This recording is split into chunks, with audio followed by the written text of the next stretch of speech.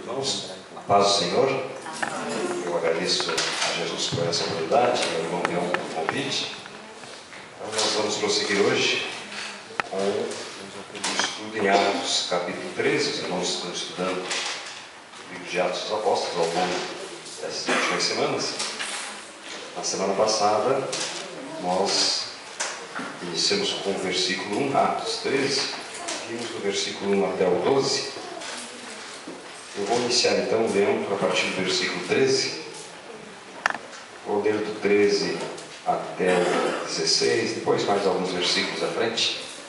Não leremos todo o capítulo 13, mas a ideia é que nós venhamos a completar esse capítulo 13 hoje então. Atos 13, 13 diz assim: E navegando de Pafos, Paulo e seus companheiros dirigiram-se a Perge, da Panfilha. João, porém, apartando-se deles, voltou para Jerusalém.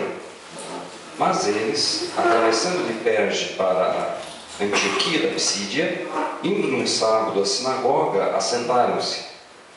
Depois da leitura da lei e dos profetas, os chefes da sinagoga mandaram dizer-lhe: Irmãos, se tendes alguma palavra de exortação para o povo, dizei-a. Paulo, levantando-se e fazendo com a mão sinal de silêncio, disse: Varões israelitas, e vós outros que também temeis a Deus, ouvi. O Deus deste povo de Israel escolheu nossos pais e exaltou o povo durante sua peregrinação na terra do Egito, de onde os tirou com braço poderoso. Vou pular agora, lerei o versículo 23 e o 24. Da descendência deste, conforme a promessa, trouxe Deus a Israel o Salvador, que é Jesus. Havendo João primeiro pregado a todo o povo de Israel, antes da manifestação dele, batismo de arrependimento. Mas ao completar João a sua carreira, dizia: Não sou eu quem supondes, mas após mim vem aquele de cujos pés não sou digno de desatar as sandálias. Versículo 34 agora. E que Deus o ressuscitou dentre os mortos, para que jamais voltasse à corrupção. Desta maneira o disse: Cumprirei a vosso favor as santas e fiéis promessas feitas a Davi. O 37 também. Porém, aquele a quem Deus ressuscitou não viu corrupção. Tomai, pois, irmãos, conhecimento de que se vos anuncia a remissão de pecados por intermédio deste. Finalmente, vou pular mais um pouquinho, vou ler o versículo 46. Então Paulo e Barnabé, falando ousadamente, disseram: Cumpria que a vós outros, em primeiro lugar, fosse pregada a palavra de Deus. Mas, posto que a rejeitais, e a vós mesmos vos julgais indignos da vida eterna, eis aí que nos volvemos para os gentios. E agora o versículo 52. Os discípulos, porém, transbordavam de alegria e do Espírito Santo. Amém. Irmãos, eu até pensei em projetar um mapa, mas depois achei que o mapa está meio pequeno. Na verdade, as nossas Bíblias normalmente trazem, talvez a maioria dos irmãos tenha na sua Bíblia aí um mapa com a primeira, segunda, terceira viagem de Paulo. Então, imagine, para projetar um mapa que não ajude, cara, já não projetar. Né? Mas fazendo uma retomada da semana passada, então na semana passada nós iniciamos pelo versículo 1 aqui do capítulo 13, Atos 13, 1, havia na igreja de Antioquia profetas e mestres. Então tudo começa na igreja de Antioquia. Essa Antioquia da Síria, hoje é uma cidade da Turquia, e a gente vê nesse relato aqui no capítulo 13 que era uma igreja com muitos talentos, uma igreja com muitos dons. São mencionados aqui alguns profetas mestres, né? Barnabé, Simeão, Níger, sobrenome Níger, Lúcio de Cirene, Manaém, Saulo.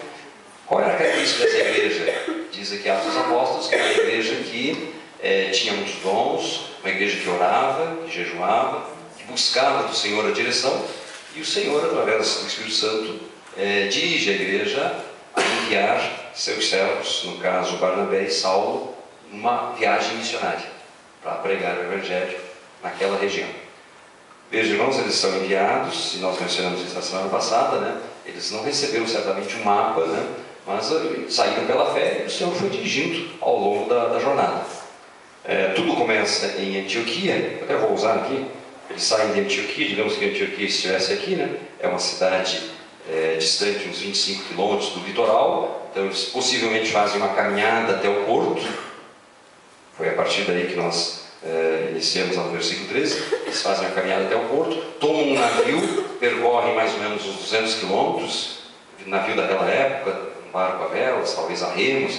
Isso seria uma viagem de umas 2 ou 3 semanas. Chegam na ilha de Chipre, aqui está a ilha de Chipre, uma ilha de uns 200 quilômetros de comprimento, 100 de largura.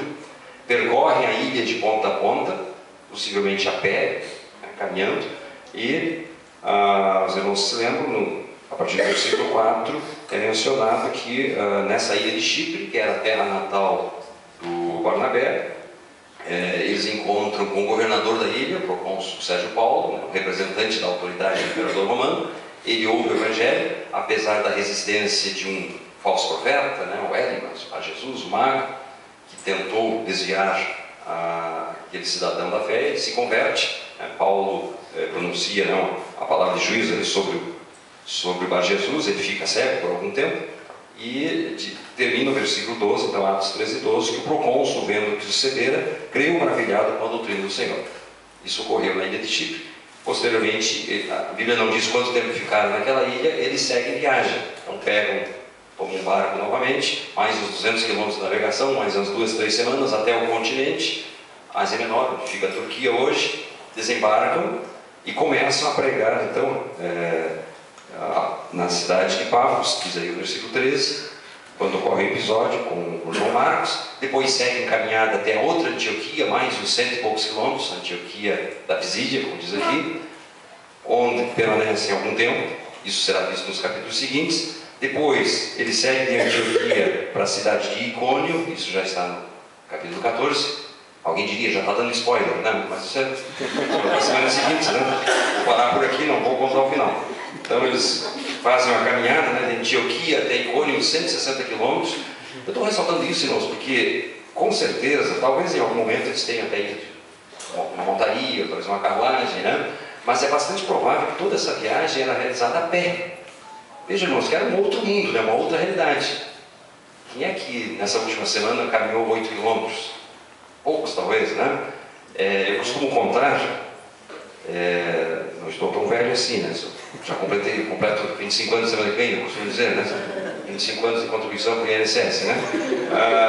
Quando eu era garoto, eu morava no interior, numa fazenda, e eu ia para o colégio, ensino fundamental, né? 4 quilômetros para ir e 4 para voltar, andando e a pé.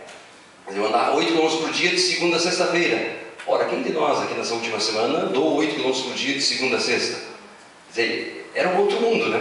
Na verdade, não apenas eu e os garotos todos da vizinhança. Na verdade, era um outro mundo, todo mundo. Né? Para todo mundo funcionava assim. Né? Se você não tinha mais recursos e tal, acabava indo, andando a pé. Andava-se muito a pé. Então, imagine, há 2 mil anos atrás. Então, realmente era um outro mundo, uma outra realidade. E eu aproveito esse gancho, né, para pensar o seguinte: puxa, com tão poucos recursos, com tantas dificuldades, olha a obra que eles fizeram. Quer dizer, quando a gente olha no mapa, né, se pegasse o mapa do Brasil e colocasse em cima, né, do mapa daquela região norte da África, Europa, Ásia Menor, Oriente Médio, dá mais ou menos o tamanho do Brasil. O Brasil cabe mais ou menos naquela região, assim, né? Então, veja, em 30, 40 anos, eles conseguiram pregar o Evangelho em toda aquela região com tão poucos recursos, né? Na verdade, ao final, né, a minha ideia é lançar essa pergunta agora e tentar responder ao final, né? Puxa, qual é o segredo, afinal de contas, né, daqueles primeiros cristãos, da igreja primitiva, para conseguirem, né, em relativamente tão pouco tempo, ganhar uma região tão grande, expandir o Evangelho de maneira tão eficiente, né? Eles ganharam toda aquela região em 30, 40 anos, não dispondo de nenhum recurso, não dispunham, né, de grandes recursos de mídia, como nós temos hoje, né, de sistemas de som, de meios de transporte tão rápidos. Quando eu digo a ilha de Chipre, né, eles percorreram a ilha de Chipre, possivelmente a pé, uns 200 quilômetros. Ora, alguém já imaginou caminhar 200 quilômetros daqui até Torres, caminhando, né, ao longo de semanas e semanas? Eles fizeram tudo isso pelo Evangelho. Nos capítulos seguintes veremos Paulo é apedrejado, as perseguições em várias cidades. Né? Qual era, afinal de contas, o segredo, né, da igreja primitiva, o segredo desses primeiros cristãos? Claro que eu até poderia arriscar algumas respostas, de acordo com o que a gente viu até agora. Mas, puxa, era uma igreja que orava muito e jejuava. Mas, olha, é verdade, realmente era uma igreja que tinha muita disciplina espiritual no sentido, oravam e jejuavam. Mas apenas isso não é suficiente. O que mais? Eles faziam um trabalho social incrível. Então, aqui em Atos dos Apóstolos, em vários momentos a gente vê a preocupação da igreja com os necessitados. Os irmãos lembram, em Atos 6, eu posso ler rapidinho? Atos 6 fala sobre a instituição dos diáconos. Atos 6:1. Ora, naqueles dias, multiplicando-se o número de discípulos, houve murmuração dos helenistas contra os hebreus, porque as viúvas deles estavam sendo esquecidas da distribuição diária. E veja que os discípulos automaticamente providenciaram, né, a eleição de diáconos, de pessoas que tinham talento, tinham esse ministério para atender aos necessitados. Então veja que era uma igreja que tinha uma diferença, fazia diferença no mundo, na sociedade em que viviam. Há outra passagem, que os irmãos já estudaram também, em Atos 2:47, último versículo do capítulo 2, que diz assim, ó, louvando a Deus e contando com a simpatia de todo o povo. Enquanto isso acrescentava, diz o Senhor, dia a dia os que iam sendo salvos. Quer dizer, eram pessoas que procuravam adquirir a simpatia e tinham simpatia de todo o povo. Por quê? Porque tinham uma vida, né, de preocupação com o próximo, seguindo o exemplo de Jesus, né, preocupação com os necessitados. Eu costumo brincar que muitas vezes nós falhamos nesse ponto, né? Todo mundo aqui, com certeza nunca aconteceu com os irmãos aqui, mas eu em vários lugares já vi isso, né? Durante o culto às vezes é projetado a placa de alguém, né? Proprietário do carro, placas JIR 3528, retirado de frente da garagem, o proprietário está... E aí sai o nosso irmão. Aqui nunca aconteceu isso com os irmãos, né? Ninguém nunca estacionou em frente a uma garagem aqui de algum vizinho.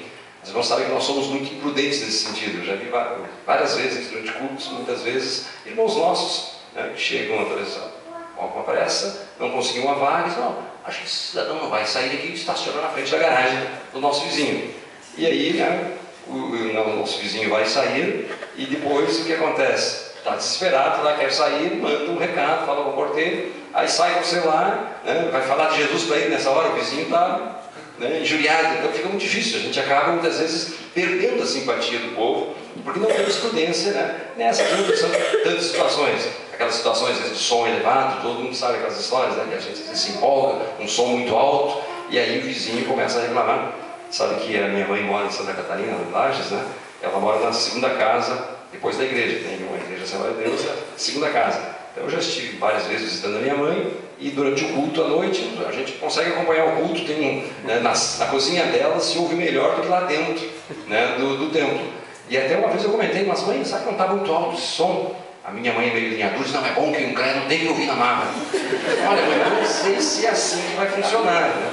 Às vezes nós acabamos comprando uma briga tremenda com os vizinhos, né? Isso acaba depondo contra o Evangelho. Com certeza, né, a igreja primitiva não era assim. Esse versículo de agora, caindo na simpatia de todo o povo. Né? Eles tinham essa preocupação, né, de levar Jesus, e com certeza a vida deles, o exemplo deles falava mais alto. Né? Então, era uma igreja que tinha disciplina espiritual, eles oravam, eles jejuavam, se preocupavam, né, com o próximo, se preocupavam com as pessoas, e digo mais, tinha sensibilidade espiritual, ouviam a voz do Espírito Santo. Mas eu acho que eles tinham algo mais ainda, que é isso que a gente verá, né, fazendo um resumo de tudo isso ao final desse capítulo 13, e daí dá para entender por que eles conseguiram, com tão poucos recursos, com tantas dificuldades, ganhar toda aquela região, né, levar o Evangelho em toda aquela região. Algo fantástico, realmente.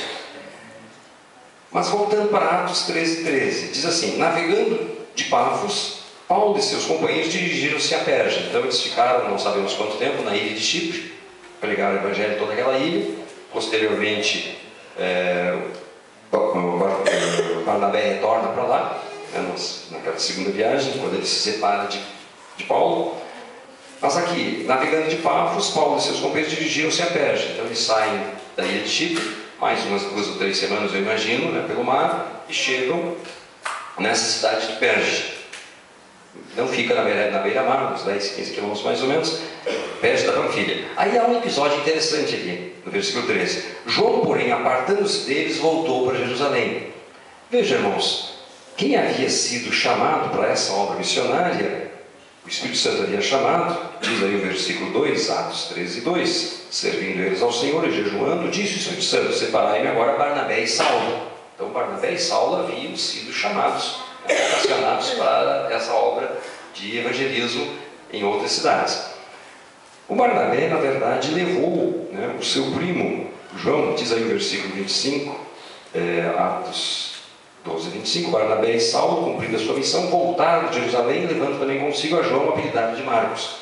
Nós não sabemos exatamente, mas muitos entendem que esse João Marcos aqui é o mesmo Marcos que escreveu, né, o nosso segundo evangelho, o Evangelho de Marcos, que é bastante provável.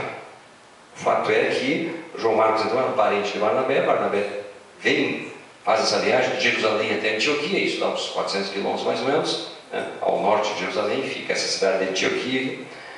Permanece lá um bom tempo. Quando eles saem comissionados pela igreja, né, depois de o Espírito Santo ter revelado que eles deveriam sair para pregar o Evangelho, tanto Barnabé quanto Saulo, o Barnabé sugeriu de levar junto o João. De fato, o João Marcos viaja juntamente com eles.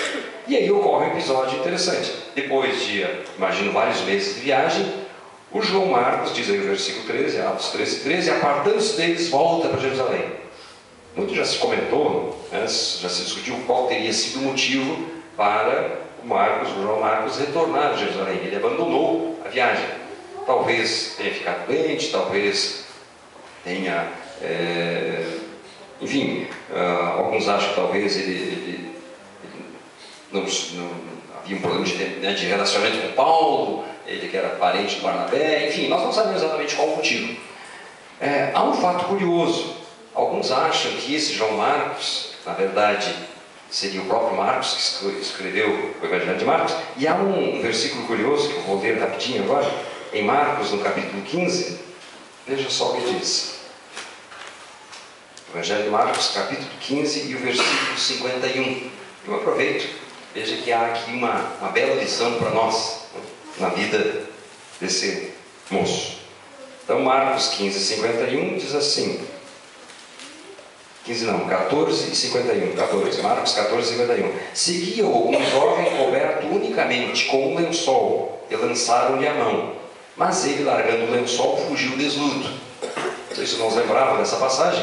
Essa passagem ocorreu logo após a prisão de Jesus. Apenas o Evangelho de Marcos relata. Nenhum dos outros evangelhos fala sobre esse rapaz que ouviu que Jesus estava para ser preso. De alguma maneira ele estava meio escondido ali, e os soldados, quando prenderam Jesus, algum soldado tentou prender, né, naquela noite, esse rapaz. Não se sabe quem era. Diz aqui o relato do Evangelho de Marcos, um jovem coberto unicamente com um lençol. Dá para se pensar, mas por que só um lençol? Né? Era uma noite fria, lembra que o Pedro depois vai se esquentar na beirada do fogo quando Jesus estava sendo julgado.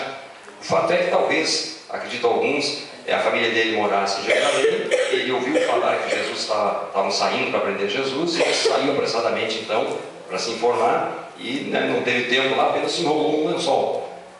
Quando estava para ser preso, ele solta esse lençol, na mão do soldado que tentou prendê-lo, e foge, correndo nu pela noite. Olha, isso é uma experiência que certamente ele não mais esqueceu.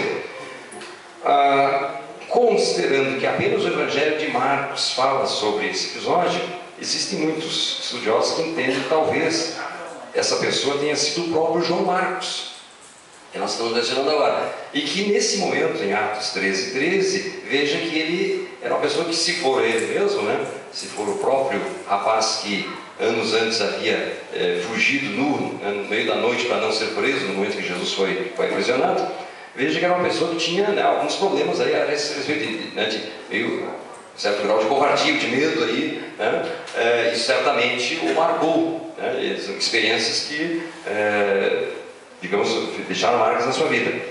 Ele foge então naquele primeiro momento, quando Jesus é preso.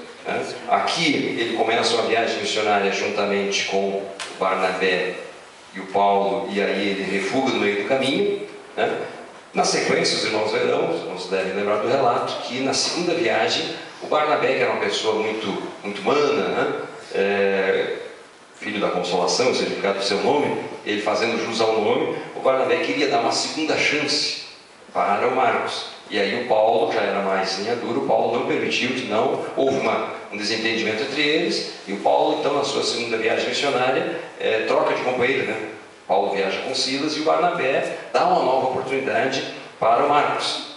O fato é que esse mesmo Marcos, então, que ao que tudo indica, falhou nessas duas vezes, ele se recupera, e isso para a gente é uma lição maravilhosa, né, irmãos? Por mais que tenhamos caído, né, o Senhor, ele vai trabalhar conosco, vai trabalhar na nossa vida, como trabalhou na vida do Marcos, né?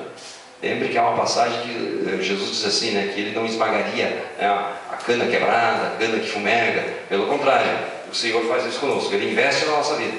Assim como Barnabé investiu na vida do Marcos. E é curioso porque depois, quando Paulo escreve para Timóteo, Paulo estava preso lá no final da sua carreira, ele diz assim, manda o Marcos, que ele é útil para mim aqui no meu ministério. Veja que houve desentendimento, mas foi só naquele momento. Anos depois, o próprio Marcos foi um auxiliar muito importante na vida de Paulo e possivelmente na vida de Pedro, já que alguns acreditam que Marcos escreveu o Evangelho tendo ouvido principalmente a partir de Pedro, os relatos da experiência do apóstolo Pedro. Mas vejam, irmãos, então, que nesse versículo 13 ocorre esse episódio em que o João Marcos, aparta-se deles e volta para Jerusalém.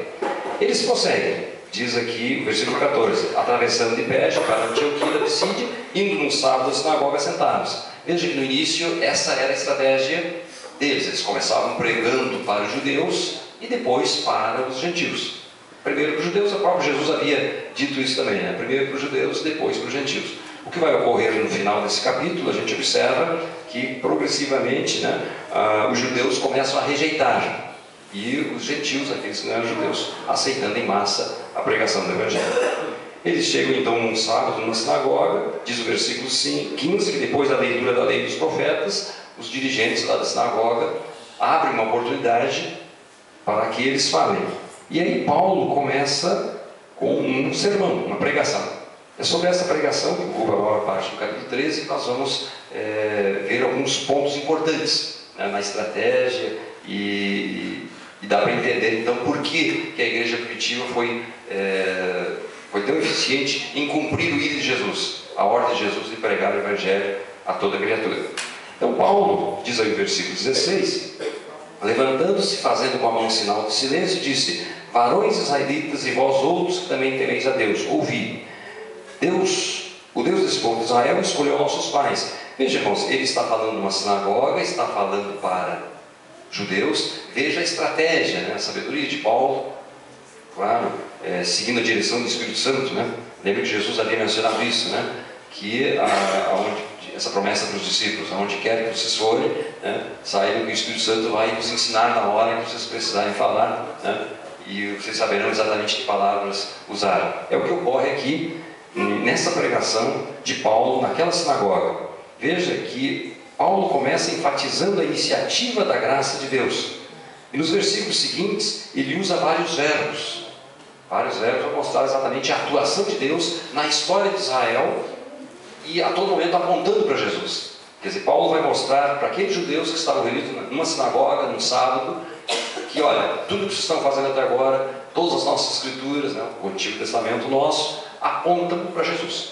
Isso é curioso porque se a gente voltar um pouco lá em Atos 2, que foi a primeira pregação da igreja cristã, depois da descida do Espírito Santo, houve uma pregação do apóstolo Pedro.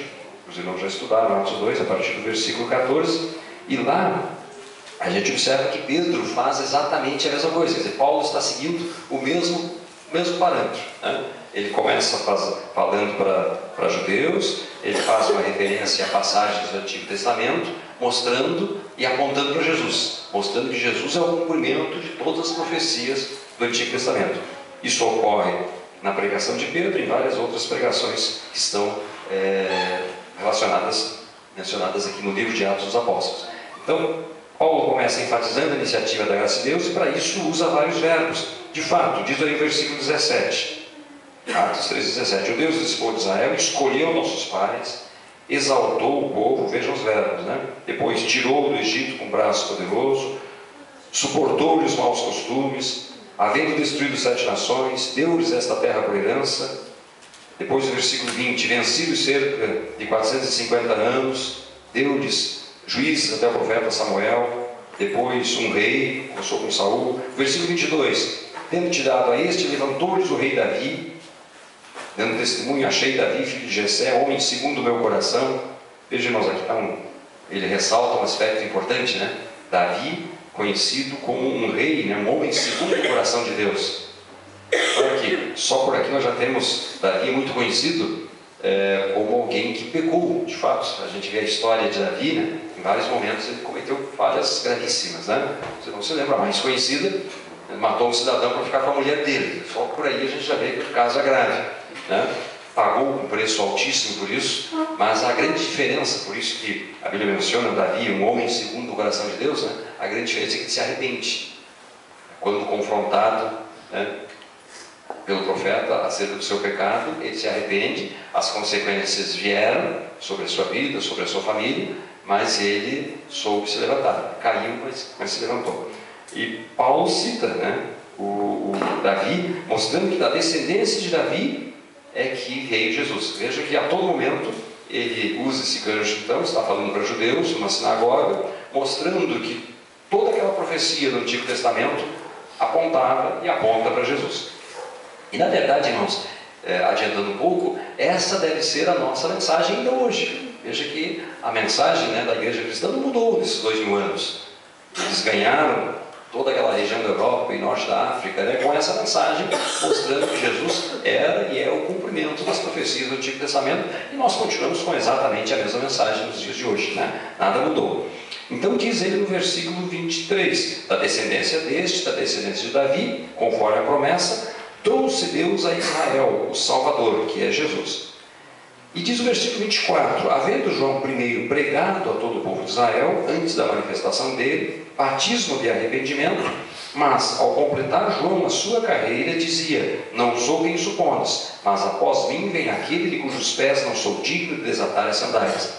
Veja então que Paulo, né, faz um rápido histórico a respeito de profecias do Antigo Testamento que apontavam para Jesus. A seguir ele menciona João Batista, profeta bem conhecido, né, que anunciou que Jesus era e é o Messias, né, ungido, aquele que os judeus estavam esperando.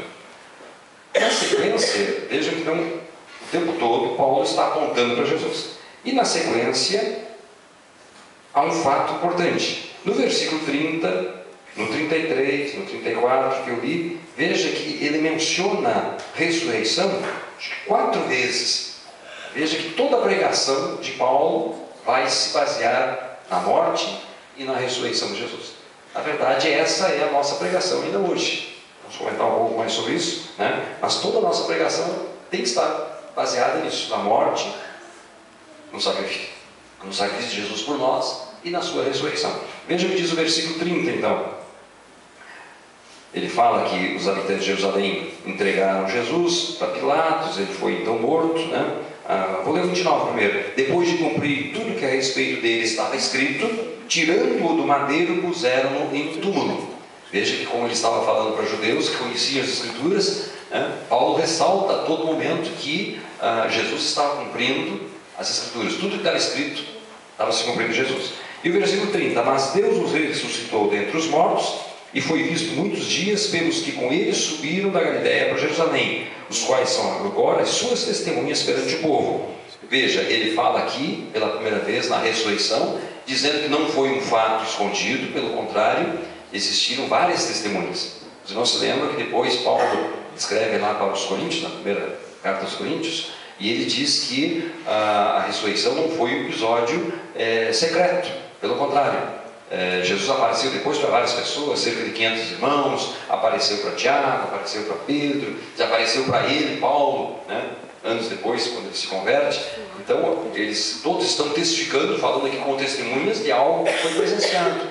E ele cita, inclusive, lá na Epístola aos Coríntios, vários personagens que eram vivos ainda, que eram conhecidos. Olha, qualquer coisa você pode falar com fulano vai te contar o que viu. Olha o versículo 33. Como Deus cumpriu plenamente a nós, seus filhos, ressuscitando a Jesus, como também está escrito no Salmo 2, tu és meu filho, hoje te gerei. Veja que aqui Paulo fala a segunda vez em ressurreição. Irmãos, a ressurreição de Jesus, na verdade, é a pedra de tropeço. Sempre foi ao longo, né, da história do cristianismo e ainda hoje, né? É bastante provável, os irmãos todos já devem ter conversado com pessoas, as pessoas vão dizendo, olha, Jesus, eu creio que realmente Jesus foi uma boa pessoa, foi um profeta, pessoas que tentaram, né, mudar o mundo, fazer alguma coisa e acabaram morrendo pelas suas ideias.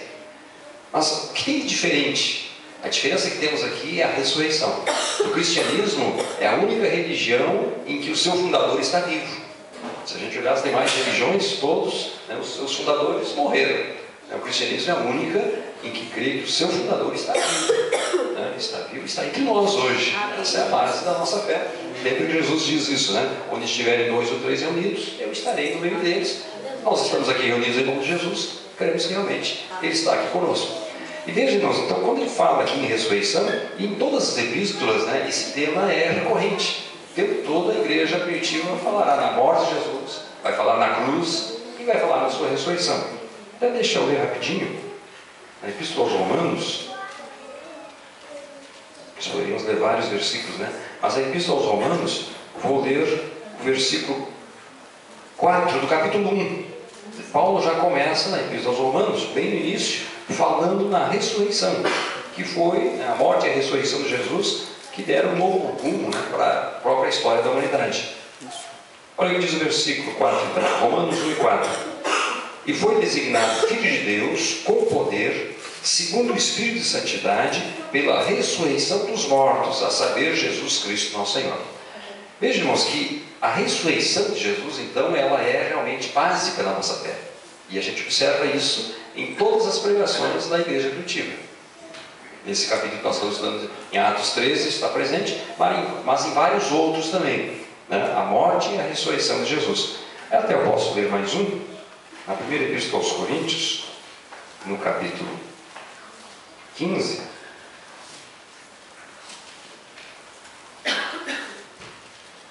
Primeiro Coríntios, capítulo 15, os versículos 3 e 4, 3, 4 e 5, nós temos ali um resumo. Alguns acham que isso aqui seria até um credo bem antigo, né?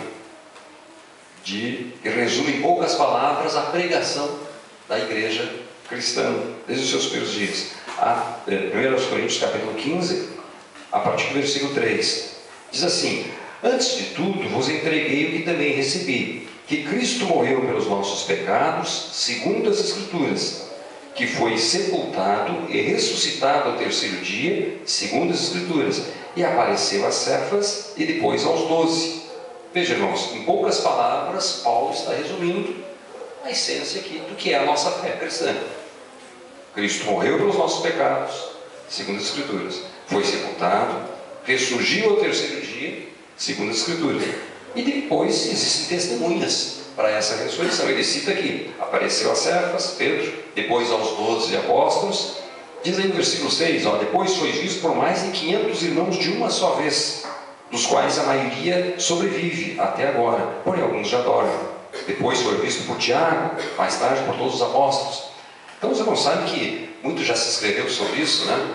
Então existem pessoas, né, que não creem em milagres, não creem na ressurreição, e dirão: essa história da ressurreição foi uma invenção, né, da igreja. Anos depois começou a surgir essa lenda.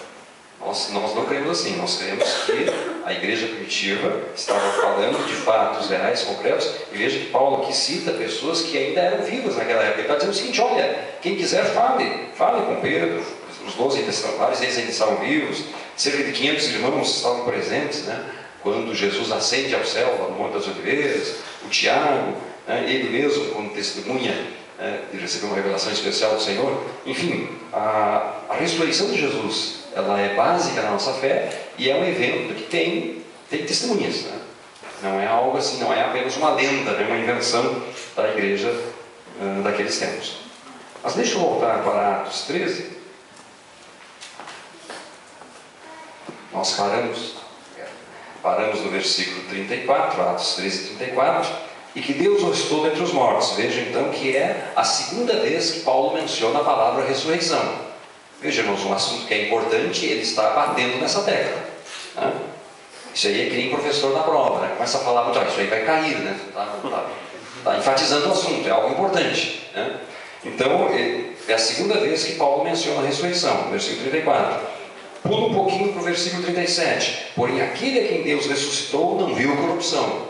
eles citam a passagem do Antigo Testamento, citam um salmo lá de Davi, em que Davi diz que não permitirás que o teu santo veja a corrupção, e aí ele se apressa a explicar, olha, Davi não estava falando dele mesmo, porque Davi morreu e o seu corpo, né, voltou ao pó, sofreu corrupção. Então de quem que está falando aqui? Aí Paulo mostra, está falando de Jesus, que morre e ressuscita ao terceiro dia.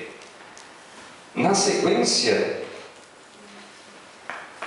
no versículo 37, então, que já lemos antes, porém aquele a quem Deus ressuscitou não viu corrupção. Veja, irmãos, então, que Paulo fala 4 vezes aqui em ressurreição. É um assunto importante, quer dizer, é algo básico na fé cristã, a ressurreição de Jesus. A propósito, se a gente avançar um pouquinho, lá no capítulo 17 de Atos, capítulo 17, é a terceira viagem missionária, quando Paulo visita Atenas, na Grécia. E aí, ele está circulando pela cidade e vai falar para os gentios, pessoas que não eram judias, não tinham nenhum conhecimento, né, da revelação dos profetas, da lei de Deus. Paulo então começa falando ali para filósofos, para os gregos, né?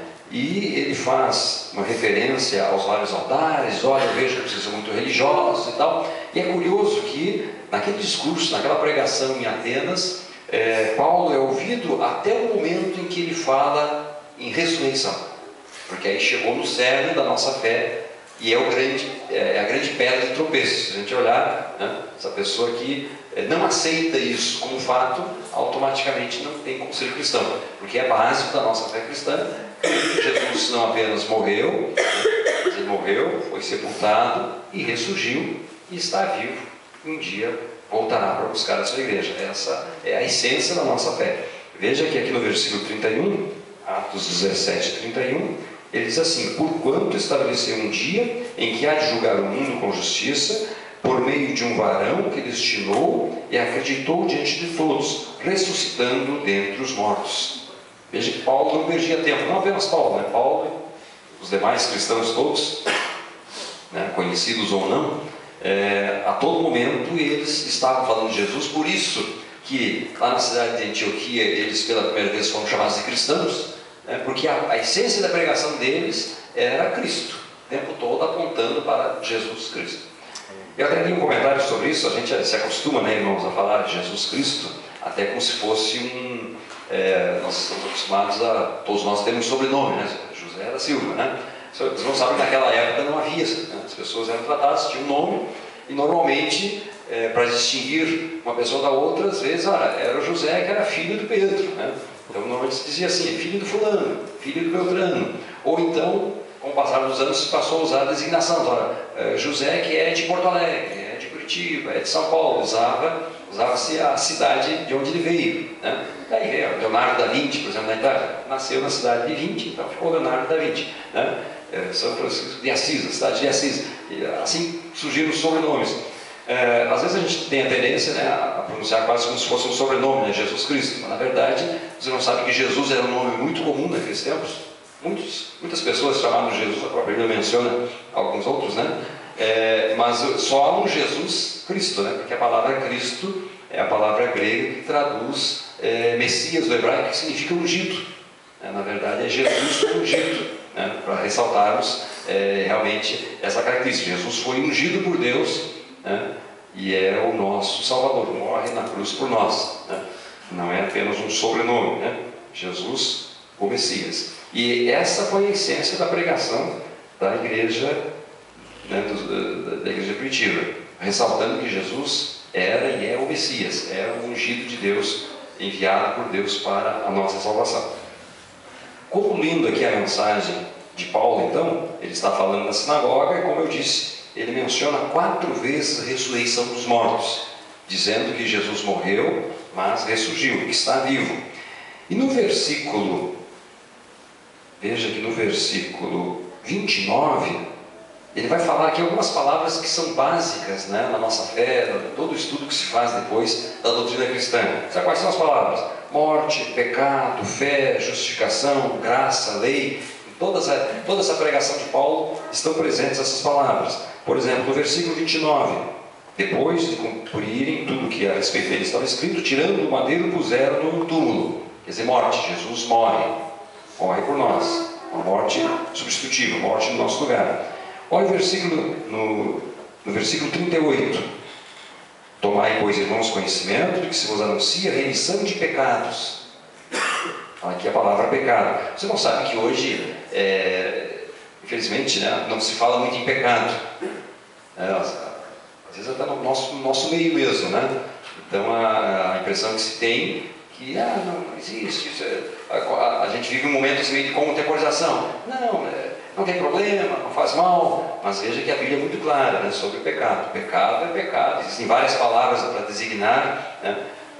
Os nossos primeiros pais, Adão e Eva, pecaram, ou seja, falharam no plano de Deus para a sua vida, né? Eles erraram o alvo, né? Esse é um dos sentidos da palavra pecado. Se revoltaram contra Deus, e isso trouxe a morte para toda a humanidade. Nós morremos hoje como consequência, né, do pecado. O versículo 39 ainda fala na fé. Todo aquele que crê é justificado. Fala aqui na justificação, né? Em Cristo o nosso pecado é perdoado e nós somos declarados justos. Então, Jesus paga a nossa pena, não devemos mais nada. Fala também no 39, na lei, justificados, né? Não pudemos ser justificados pela lei de Moisés, mas sim justificados pela graça. E aí menciona no versículo 43 a palavra graça, quando depois que a pregação de Paulo é encerrada, depois que eles saíram, pediram que eles voltassem no sábado seguinte, que eles teriam oportunidade para falar de novo. E diz aí o versículo 43, despedida a sinagoga, muitos dos judeus, dos prosélitos piedosos, seguiram Paulo e Barnabé, e estes, falando-lhes, os persuadiram a perseverar na graça de Deus. Veja que está presente aqui a graça. Veja então, irmãos, que há um ponto importante nessa mensagem de Paulo. Ele começa fazendo um vínculo, né, já que estava falando com judeus, fazendo um vínculo com as profecias do Antigo Testamento, que se cumprem em Jesus.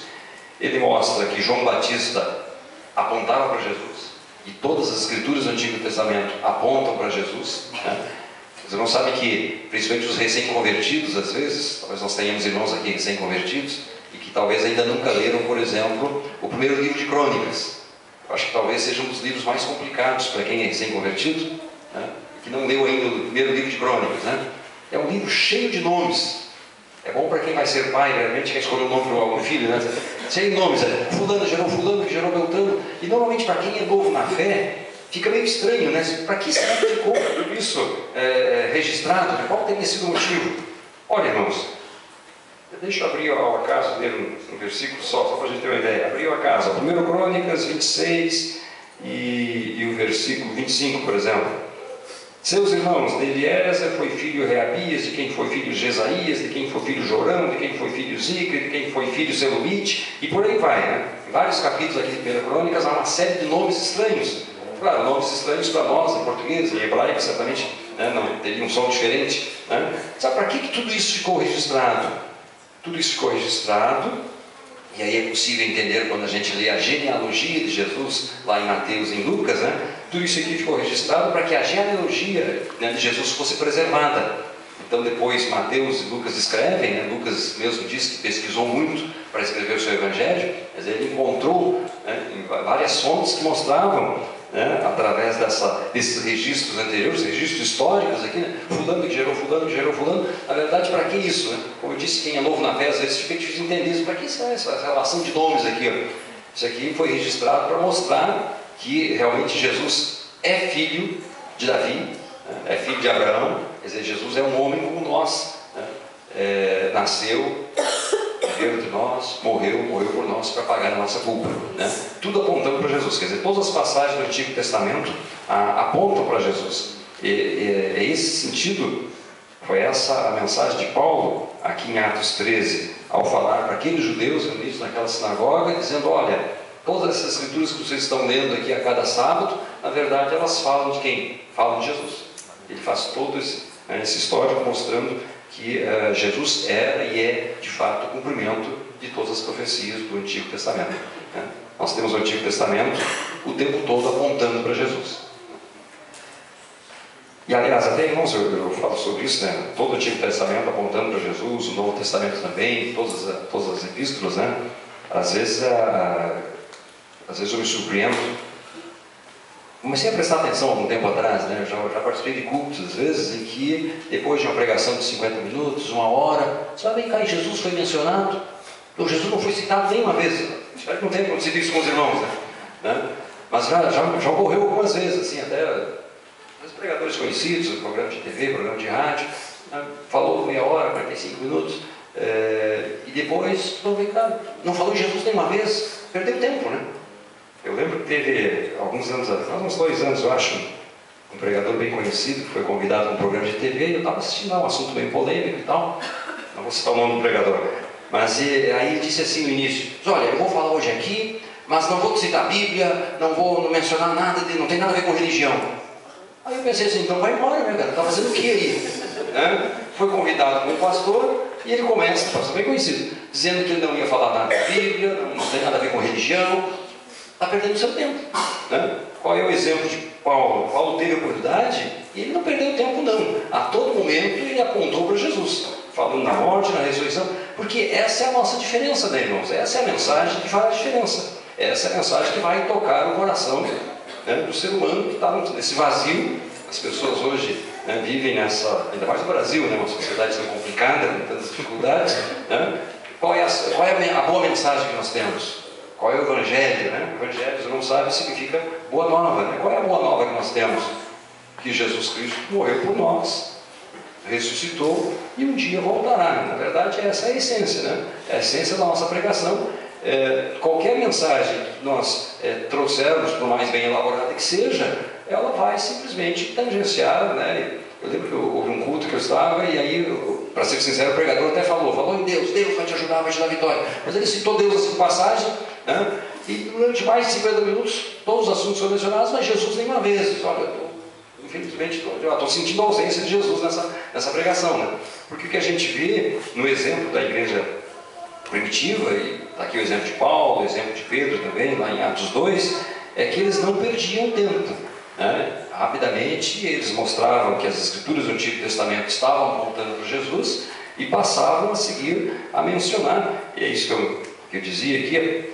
Durante 4 vezes nesse capítulo 13, Paulo fala sobre a ressurreição. A ressurreição, Deus ressuscitou Jesus para a remissão dos nossos pecados, para que fôssemos justificados, porque a lei de Moisés foi incapaz de nos justificar. Então Deus nos ressuscitou dos mortos para cumprir profecias, uma profecia de Davi lá nos Salmos, né? E aí diz, olha, isso aqui não estava, Davi não estava se referindo a ele mesmo, é o versículo 34, mas essa profecia foi cumprida em Jesus. Quer dizer, o tempo todo, né, Paulo, falando para quem conhecia as Escrituras, está mostrando que Jesus é o cumprimento fiel das Escrituras.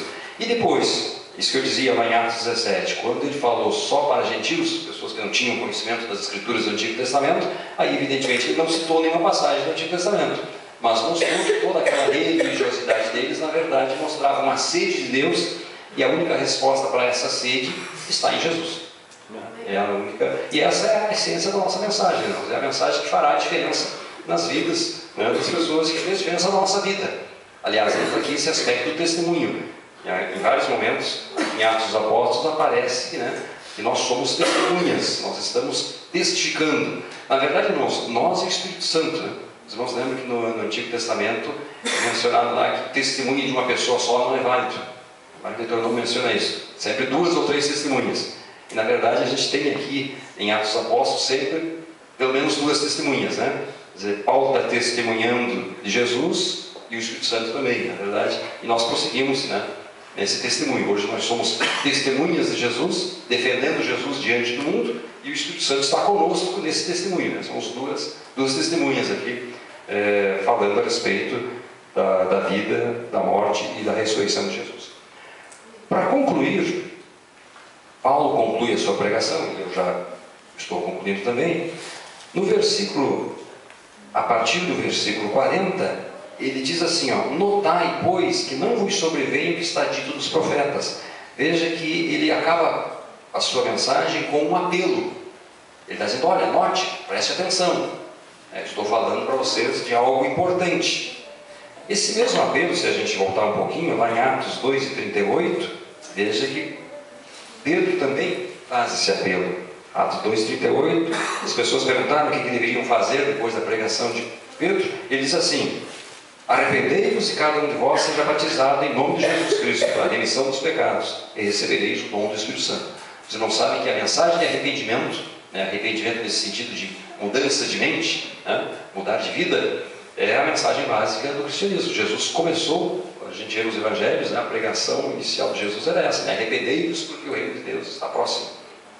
Muitas vezes tem se perdido essa mensagem de arrependimento, mas como vemos, esse também é um dos segredos da igreja primitiva, né? É a mensagem de arrependimento. Em Atos 3,19 é possível ver isso também. Deixa eu ler mais um versículo então. Atos 3,19: arrependei-vos, pois, e convertei-vos, para serem cancelados os vossos pecados. Veja que a todo momento, como fechamento da mensagem, há um apelo, né, mostrando, olha, você tem que se arrepender, tem que tomar uma atitude. Veja, irmãos, que baseados nesse exemplo aqui dessa pregação de Paulo, a gente tem um modelo, né, de como era a pregação da igreja primitiva, qual era a essência, e Paulo volta a esse assunto, até nós podemos olhar lá na segunda epístola aos Coríntios. Nessa primeira viagem ele não visita a cidade de Corinto, ele vai visitar na segunda, né? Mas quando ele escreve a segunda epístola aos Coríntios, veja o que a gente observa.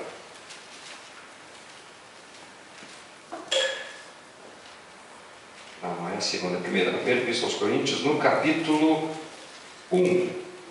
Dá para ter uma ideia, né, de como era a mensagem da igreja primitiva, e a gente tem um modelo nessa pregação do apóstolo Paulo.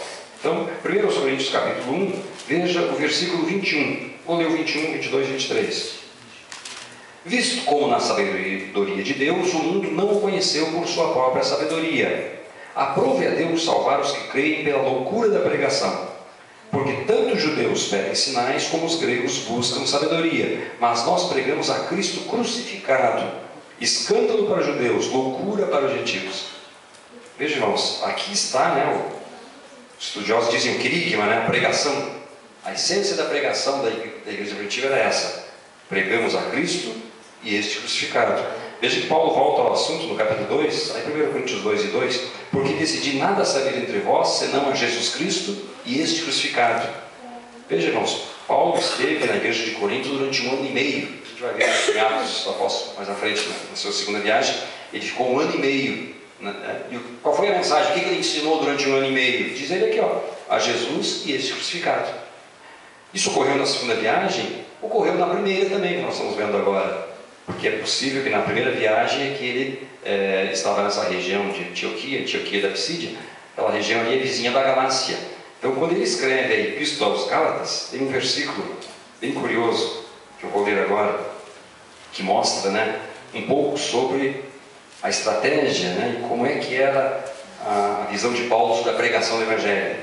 Gálatas capítulo 3 e o versículo 1. Vocês não sabem que Paulo escreve a Epístola aos Gálatas porque havia um movimento ali, os judaizantes, né, que tentavam impor aos cristãos a guarda da lei de Moisés. Paulo escreve para eles dizendo, olha, vocês não são salvos pela lei, mas sim pela graça. E veja o que ele diz para esses cristãos lá da Galácia, no capítulo 3, versículo 1. Ó Gálatas insensatos, quem vos fascinou a vós outros, ante cujos olhos foi Jesus Cristo exposto como crucificado? Não sei como é que diz a sua versão. Ó Gálatas insensatos. Ele podia dizer assim, ó Gálatas tolos, vocês estão malucos? Ele está puxando as orelhas aqui, né, dos seus filhos em Cristo. Escuta, quem é que vos fascinou? Essa palavra fascinou podia ser traduzida quem vos hipnotizou, quem vos enfeitiçou. Escuta, vocês não estão enxergando mais? Ele está dizendo, quem vos fascinou a vós outros, ante cujos olhos foi Jesus Cristo exposto como crucificado. Essa palavra exposto podia ser traduzida como representado, acho que é a corrigida, que diz Jesus Cristo foi representado como crucificado. Veja, irmãos, Paulo não tinha, como eu mencionei, não tinha recursos que nós temos hoje. A impressão que eu tenho, ele está dizendo aqui, escuta, eu passei um data show para vocês, eu mostrei Jesus aqui, ó, Jesus Cristo exposto, representado como crucificado.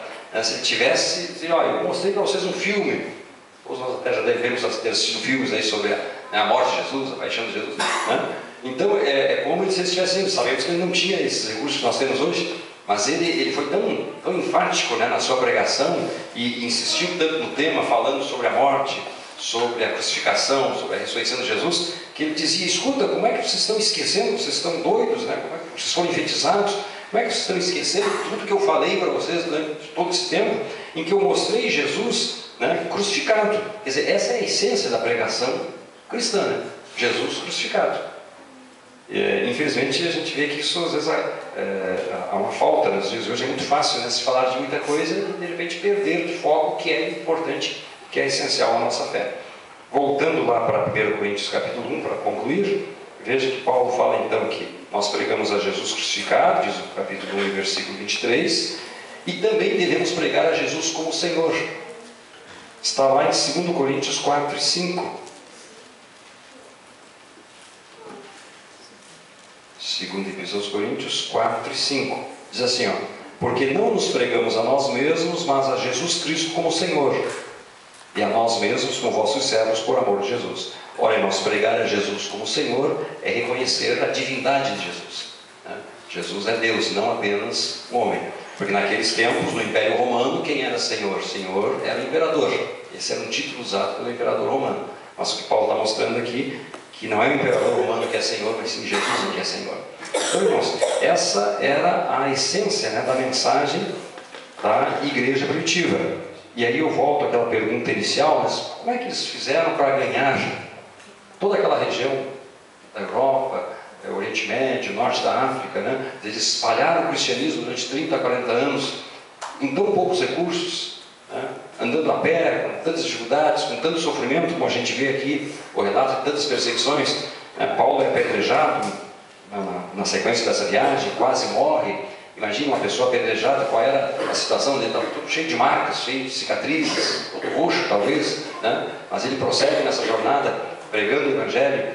Então, qual era o segredo, né, para eles conseguirem tanto com tão poucos recursos? Como eu mencionei, com certeza era uma igreja que orava muito, uma igreja que jejuava, era uma igreja que se preocupava em atender as pessoas, né, preocupação com o social, certamente. Era uma igreja que ouvia a voz do Espírito Santo, tanto é que eles saem nessa primeira viagem, né, porque receberam uma orientação direta do Espírito Santo. Mas eu diria, resumindo tudo isso, que mais até isso, resumindo, era uma igreja que tinha uma pregação cristocêntrica, né, voltada, falando o tempo todo de Jesus, falando de Jesus e da cruz de Jesus, porque essa é a nossa diferença, né, irmãos? Se nós abandonarmos a mensagem, né, de Jesus que morreu por nós, ressuscitou e um dia voltará para nos buscar, nós nos transformamos apenas em mais um clube, mais uma entidade de assistência social, algo semelhante, como existem tantas outras por aí, né? O que nos diferencia como cristãos, e os cristãos começaram a ser chamados assim na igreja de Antioquia, porque as pessoas daquela cidade começaram a ver que a diferença que eles tinham era Cristo na vida deles. Quer dizer, é algo que ocorre e deve ocorrer conosco, né? Assim como Jesus morreu, nós morremos também. Você não sabe que o batismo tem essa simbologia, né? Quando a pessoa é batizada, né, ele morreu, está testificando publicamente que morreu, e assim como Jesus morreu, eu morri também. Assim como Jesus foi sepultado, eu estou sendo sepultado também na água, né? Essa simbologia. E no momento que saímos da água, assim como Jesus ressuscitou, nós ressuscitamos também, né, em novidade de vida. Somos agora novas criaturas em Cristo. Então, irmãos, essa, né, era e deve ser a essência da nossa mensagem, né? Devemos pregar a Jesus e esse crucificado, porque realmente essa é a mensagem que as pessoas precisam ouvir. Era a mensagem que Paulo pregou na cidade de Antioquia, né, naquela sinagoga, num sábado.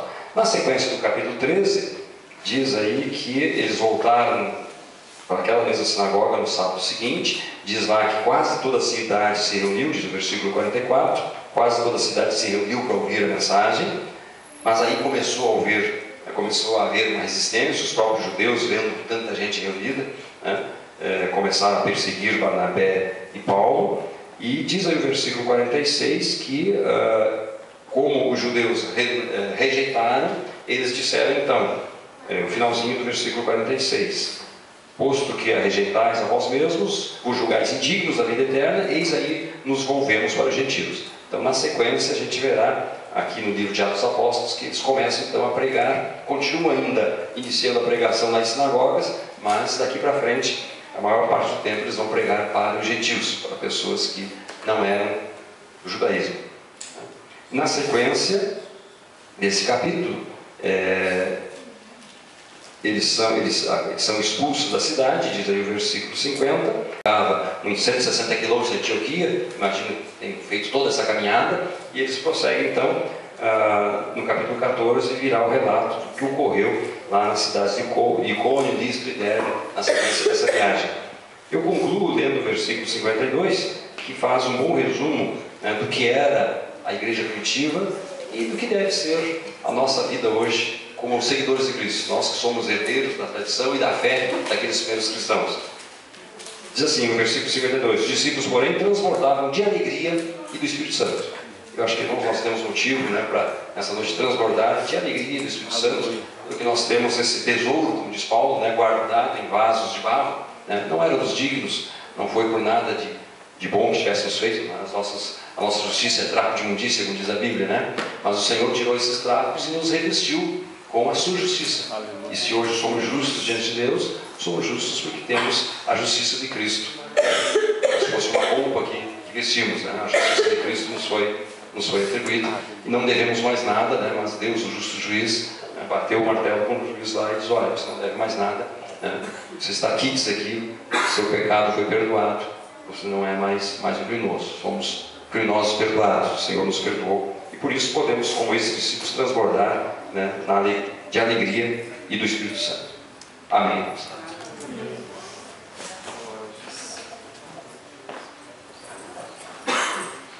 Vamos estar em pé, meus irmãos.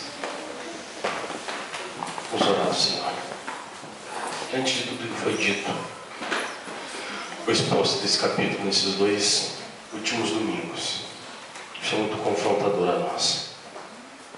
Eu vi um texto no meu coração que está registrado lá em 1 Pedro 3, no verso 15, que diz assim: antes santificai a Cristo como o Senhor em vosso coração, estando sempre preparados para responder a todo aquele que vos pedir a razão da esperança que há em vós.